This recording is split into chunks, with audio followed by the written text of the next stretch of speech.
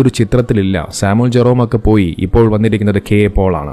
ചാണ്ടി ഉമ്മന് പോലും അറിയില്ല K A Paul ആരാണ് എന്നുള്ളത്. നമുക്കറിയാം, നിമിഷപ്രിയയുടെ വധശിക്ഷ നടപ്പിലാകാൻ പോകുന്നുവെന്ന് പറഞ്ഞൊരു സാഹചര്യത്തിൽ ചാണ്ടി ഉമ്മനായിരുന്നു ഈ ഒരു വിഷയം കാന്തപുരം ഉസ്താദിന്റെ അടുക്കിലേക്ക് ബോധിപ്പിക്കുന്നത്. ആ ചാണ്ടി ഉമ്മൻ പറയുകയാണ്, എനിക്ക് കെ എ പോൾ എന്ന് പറയുന്ന ഒരു വ്യക്തിയെ അറിയില്ല എന്നാണ്. നമുക്ക് കാന്തപുരം ഉസ്താദ് എത്രത്തോളം മനോഹരമായിട്ടാണ് ഈ ഒരു പ്രവർത്തനത്തിന് വേണ്ടി ഇറങ്ങി തിരിച്ചറിയെന്നുള്ളത് നമുക്ക് എല്ലാവർക്കും അറിയാം. കാലങ്ങളായിക്കൊണ്ട് തങ്ങൾക്കൊന്നും ചെയ്യാൻ കഴിയാത്തത് ഒരൊറ്റൊരു ദിവസം ഒരൊറ്റൊരു ഫോൺ കോളിലൂടെ അദ്ദേഹം അവിടെയുള്ള, അതായത് യമനിലുള്ള സൂഫി പണ്ഡിതനായ ഉമർ ഹഫീൽ തങ്ങളുമായി സംസാരിക്കുകയും കൃത്യമായ ഇടപെടലിലൂടെ ഒരൊറ്റൊരു ദിവസം കൊണ്ട് ആ വധശിക്ഷ നീട്ടിവെക്കുകയാണ്. അതിനുശേഷം ലോകത്തിലുള്ള മലയാളികൾ മുഴുവനും കാന്തപുരം ഉസ്താദിനെ സപ്പോർട്ട് ചെയ്തുകൊണ്ട് അദ്ദേഹത്തിൻ്റെ ആ ഒരു പ്രവർത്തനത്തെ പ്രശംസിച്ചുകൊണ്ട് രംഗത്ത് വരുന്ന കാഴ്ച നമ്മളെല്ലാവരും കണ്ടു. അതിനുശേഷം എന്താണ് സംഭവിച്ചത് എന്നുള്ളത് നമുക്ക് എല്ലാവർക്കും വ്യക്തമാണ്. എല്ലാവരും കാന്തപുരം ഉസ്താദിനെ പ്രശംസിച്ചപ്പോൾ സ്വാഭാവികമെന്നോണം ചില ആളുകൾക്ക് നല്ല ഒന്നാന്തരം ക്രിമികടി കൂടി.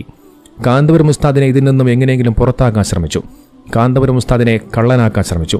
അദ്ദേഹം ഈ ഒരു കേസിൽ ഇടപെട്ടിട്ടില്ല എന്നും നിമിഷപ്രിയയുടെ വധശിക്ഷ റദ്ദാക്കിയിട്ടില്ല എന്നടക്കമുള്ള പലതരം വ്യാജ പ്രചരണങ്ങൾ സമൂഹമാധ്യമങ്ങളിൽ പ്രചരിപ്പിച്ചു. നമ്മൾ ഒരു കാര്യം മനസ്സിലാക്കേണ്ടതുണ്ട്. ദിവസങ്ങളോളം ശ്രമിച്ചിട്ടും നടക്കാത്തൊരു കാര്യം കാന്തപുരം ഉസ്താദ് ഒരൊറ്റൊരു ഫോൺ കോളിലൂടെ നടപ്പിലാക്കിയെന്നുണ്ടെങ്കിൽ കാന്തപുരം ഉസ്താദിന്റെ കയ്യിലേക്ക് പൂർണ്ണ സ്വാതന്ത്ര്യത്തോടുകൂടി ഈ ഒരു കാര്യം ഏൽപ്പിച്ചിരുന്നുവെങ്കിൽ നിമിഷപ്രിയ ഇപ്പോൾ നാട്ടിൽ നിൽക്കുമായിരുന്നു. കാരണം അത്രത്തോളം ഇടപെടലുകൾ കാന്തപുരം ഉസ്താദിന് നടത്താൻ സാധിക്കുമെന്നുള്ളതാണ്. ഇതിനു മുമ്പും അദ്ദേഹം നടത്തിയിട്ടുള്ളതുമാണ്. പക്ഷേ കാന്തപുരം ഉസ്താദിനെ നിരന്തരമായി വേട്ടയാടാൻ തുടങ്ങി. അവസാനം കാന്തപുരം ഉസ്താദും ഈ ഒരു വിഷയത്തിൽ നിന്നും പിന്മാറുന്നൊരു പ്രവണത നമ്മളെല്ലാവരും കണ്ടു. അവസാനം കാന്തപുരം ഉസ്താദ് ഈ ഒരു വിഷയത്തിൽ പറഞ്ഞത്, നിമിഷപ്രിയയുടെ വധശിക്ഷ റദ്ദു ചെയ്തതോടുകൂടി ഞങ്ങളുടെ പണി കഴിഞ്ഞുവെന്നായിരുന്നു. ഇനിയുള്ള കാര്യങ്ങളെല്ലാം ചെയ്യേണ്ടത് കേന്ദ്ര സർക്കാരാണ്. കാരണം ഉസ്താദിന്റെ ദൗത്യം അവിടെ പൂർത്തിയായി.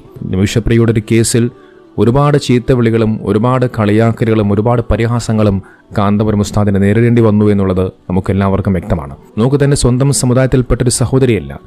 എന്നിട്ടും കാന്തപുരം ഉസ്താദ് ഇടപെട്ടത് മാനുഷിക പരിഗണന കൊണ്ടാണ്.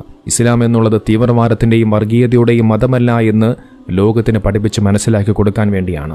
എന്നിട്ടും അദ്ദേഹത്തെ നിരന്തരമായി വേട്ടയാടാൻ തുടങ്ങി. ഇതിനു മുമ്പ് യമനിൽ നിമിഷപ്രിയയുടെ കാര്യങ്ങൾ നോക്കിക്കൊണ്ടിരുന്ന സാമുവൽ ജെറോം എന്ന് പറയുന്ന ക്രിസംഗിയെക്കുറിച്ച് വളരെയധികം ഗുരുതരമായ ആരോപണങ്ങളായിരുന്നു കൊല്ലപ്പെട്ട തലാലിന്റെ സഹോദരൻ സമൂഹമാധ്യമങ്ങളിൽ പങ്കുവച്ചത്. നിമിഷപ്രിയയുടെ വധശിക്ഷ നടപ്പിലാക്കാൻ പോകുന്നെന്ന് പറഞ്ഞപ്പോൾ അഭിനന്ദിച്ചുവെന്നും തന്നോട് എത്രയോ പൈസ ആവശ്യപ്പെട്ടു എന്നൊക്കെയുള്ള ഗുരുതരമായ ആരോപണങ്ങൾ. ഏതായാലും ഇതിൽ നിന്നും ഒരു കാര്യം വ്യക്തമായി മനസ്സിലാക്കാൻ കഴിയുന്നുണ്ട്. ഒരു സഹോദരിയുടെ ജീവൻ രക്ഷിക്കാൻ വേണ്ടിയല്ല, ആ സഹോദരിയുടെ പേരും പറഞ്ഞുകൊണ്ട് പണം തട്ടാനാണ് ഇത്തരം ആളുകൾ ശ്രമിക്കുന്നുണ്ട് എന്നുള്ളതാണ് മനസ്സിലാക്കാൻ കഴിയുന്നത്. വലിയ തട്ടിപ്പ് ഇതുമായി ബന്ധപ്പെട്ടുകൊണ്ട് നടക്കുന്നുണ്ട്. നോക്കൂ, UN ഇന്റർനാഷണൽ ജനറൽ സെക്രട്ടറി ആയിട്ടുള്ള